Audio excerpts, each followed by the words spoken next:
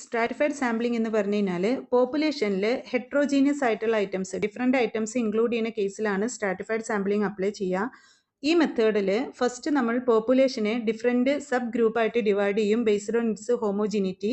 അതിൻ്റെ ഹോമോജിനിറ്റിൻ്റെ അടിസ്ഥാനത്തിൽ ഓരോ ഗ്രൂപ്പിനെയും പറയുന്ന പേരാണ് സ്ട്രാറ്റ. ഇനി ഓരോ സ്ട്രാറ്റയിലുള്ള ഐറ്റംസും ഹോമോജീനിയസ് ആയിട്ടുള്ള ഐറ്റംസ് ആയിരിക്കും.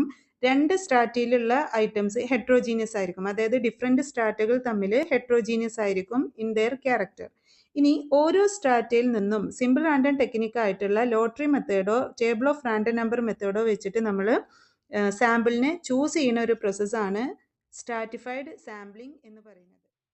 സ്ട്രാറ്റിഫൈഡ് സാമ്പിളിംഗ് എന്ന് പറഞ്ഞു കഴിഞ്ഞാൽ പോപ്പുലേഷനിൽ ഹെട്രോജീനിയസ് ആയിട്ടുള്ള ഐറ്റംസ് ഡിഫറെൻറ്റ് ഐറ്റംസ് ഇൻക്ലൂഡ് ചെയ്യുന്ന കേസിലാണ് സ്ട്രാറ്റിഫൈഡ് സാമ്പിളിംഗ് അപ്ലൈ ചെയ്യുക. ഈ മെത്തേഡിൽ ഫസ്റ്റ് നമ്മൾ പോപ്പുലേഷനെ ഡിഫറെൻറ്റ് സബ് ഗ്രൂപ്പായിട്ട് ഡിവൈഡ് ചെയ്യും ബേസ്ഡ് ഓൺ ഇറ്റ്സ് ഹോമോജിനിറ്റി. അതിൻ്റെ